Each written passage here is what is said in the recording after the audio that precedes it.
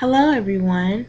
My name is Kimberly Springer, and this is the interview assignment for American Higher Education Administration course. Um, I'm basically just going to give you guys a brief overview of the institution that I chose to interview someone at, and then I'm just going to go over the person's educational background and about their department and just my reflections or feelings about the interview. I chose Ursuline College. It's a small private college located in the suburbs outside of Cleveland, Ohio. Um, it was founded by a nunnery by Mother Mary of the Annunciation of Beaumont of the Ursuline Sisters of Cleveland. It was founded in 1871. This this college is basically a women's based college. It was founded for women by women. Um, right now, the campus is pretty small. They max out about 1,300 students. That's undergraduate and graduate level. About 90% or more of the campus is comprised of female students. In the most recent decade or so, there have been admitting male students, but at the current moment, 10% of the population cannot exceed of males or be men.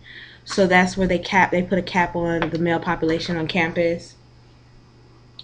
They have 30 undergraduate programs, 9 graduate programs.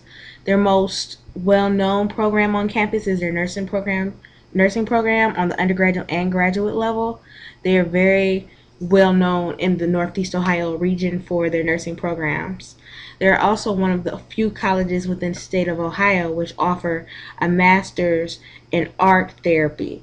Basically, you get this degree if you want to use art as a way to, you know, alternate to certain therapy as far as different traumatic disorders or cognitive disabilities and whatnot. So the campus is pretty unique. It's a private Catholic influenced college in Northeast Ohio. My interviewee was Mrs. Tina Roan Lining. She's the Assistant Dean of Inclusion, Equity, and Multicultural Affairs. She received her bachelor's degree in social work from Capital University. She then went on to receive her master's in social science administration from Case Western Reserve. As of late, she's considering pursuing her PhD, but she's unsure if she really wants to do that. Prior to going into higher education, she worked as a social worker for over 10 years, and she ended up going into higher education in 1999. Um, she said that it was very easy to transition from social work to higher education because the skill set that she gained through her real life experiences in social work were easy to translate to the higher education field, such as working with others, counseling others, being able to analyze certain problems and research and problem solving. She was able to tap into that skill set and apply it to her current positions. Um, she then worked at Case Western Reserve University for 8.5 years. And basically, in that position, she told me she worked as basically an advisor, counselor to the graduate student population. She basically helped do a lot with the programming as far as the graduate student organizations on campus, and she also wanted to make sure that the multicultural students on the graduate level had a voice on campus and were visible through either programming or different student organizations. She came to Ursuline in 2008, and she was the director of multicultural affairs, and she recently was promoted to this assistant dean position that she currently holds. Basically, the Department of Inclusion, Equity, and Multicultural Affairs at Ursuline. Basically, this department overall makes sure that the cultural, ethnic, and social justice awareness is brought through different program initiatives, whether that be a speaker whether that be counseling or different services that they provide to students within these different backgrounds or communities. Their overall goal of the department is to provide academic and social support for students and foster intergroup relations, including but not limited to expanding the institutional commitment to equal opportunity for students, staff, and faculty. Basically, during my interview, I spoke with her about why did she feel that her department was so integral and important to the campus culture. Um, we basically talked about all the different issues that are faced by a small private women's college and how her department plays a role in to facilitating or solving any issues that may arise on that particular campus. Um, Her most rewarding thing that she said about her position is she gets to teach the campus about institutional inclusion. Not only, saying or being aware of our differences or our diversity, but actually including everyone so everyone feels welcome. That's something that she really wants to focus on because at this particular campus, over a third of the student population is multicultural. And that's very interesting seeing that it is a private college. It is located in the suburbs of Cleveland. Um, Over 80% of the students commute, so it's not a residential campus. They do have dorms on campus, but most of the students commute to campus. So that's a whole nother dilemma that she has to face with trying to engage the students and make students want to stay on campus or be active in activities or programming that may be offered on campus because such a high commuter population at this particular school. um, right now she also likes to advocate for those without a voice.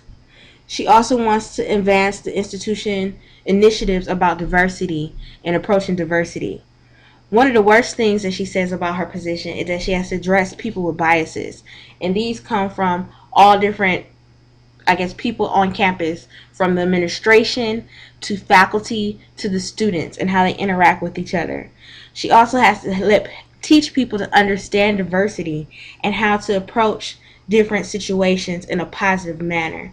There's a lot of microaggressions that probably happen on campus, and she tries to make sure the information is out there so people can navigate or come to a base, I guess you could say, a consensus on how to approach one another and actually understand one another. I know all that affects basically how a student will want to stay somewhere, like stay out on a certain campus or continue their education. If a student doesn't feel welcome on their campus, they're less likely to stay or actually graduate from that particular school. Um, One of her biggest programs that she has had as of late was basically a lot of students. It was a lot of racial tensions on campus between faculty, within administration, between faculty and students. And she actually brought in a research team to survey the campus and see what the actual issues were. Why were people feeling this tension? How could they resolve this tension? And basically, as a result of this surveying and different focus groups, they had 11 different focus groups on campus.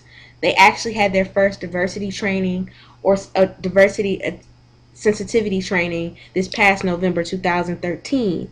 And as a result of that, a lot of things have been cleared to air. They have now instituted a roundtable about white privilege and between faculty and students and even administration. So it's an actual conversation about how we are diverse, not only socially, racially, and socioeconomically, but how we can all, reach an understanding and understand all our different walks of life. Um, I also asked her about what her future goals were for her particular department, and right now she says she wants to develop an African American history department or African American culture, major or minor, so people can actually learn about African American culture or other multicultural groups. She also wants to be as far as how how the administration, how the hierarchy of the departments are run. She wants to be under the president's office, like actually be overseen by the president, because she has encountered a lot of flack from faculty who don't respect her department and initiatives that she brings to them or the changes that need to be made. Um, just to step back on the touch back on the diversity training that they had this past November. That was the first time that they ever had diversity training on campus, period, for anyone. So that was a big step forward to, I guess, a great step forward to have everyone be equal and actually, face the problems that they were having regarding racial tensions on campus. She also every attends NCORE every year. It's a national conference on race, ethnicity, and American higher education. She says she tries to bring back as much information as she possibly can to initiate new programs and ideas on Ursuline's campus. I also spoke with her about different issues that were facing higher education. She felt that the biggest issue facing higher education was preparing for the future in diversity. As as higher education becomes more accessible, we having a greater influx of students from different racial backgrounds. Hispanic students are going to account for one of the largest groups of students in the next 10 to 15 years. And she feels that a lot of universities are not able or prepared to accommodate these students in their specialized circumstances. She thinks that also that affordability of a college education is going to affect enrollment. So until we actually can, balance out the accessibility along with the affordability, we're going to face a lot of different issues. One of the big programs that is under her particular department is the AIMS Peer Mentor Program. And AIMS stands for Academic Inspiration for Multicultural Success. Basically, the purpose of this program is to provide not only academic support for multicultural students, but to also give them social support. Give them someone to be able to relate to or talk to about just anything, basically life problems, social problems, anything, just to make them really feel welcome and comfortable and help them become accumulated to campus. Um, Freshman students who actually participate in this program are paired up with another multicultural upperclassman, and she says this program is one of the most successful programs in her department. Students who participate in this program um, have a 15% or higher retention rate.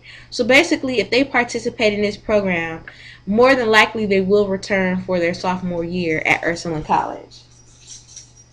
So I thought that was really, really great. That was something that I think a lot of schools could learn about, like actually create a situation where students can feel actually welcome and not ostracized in their own universities.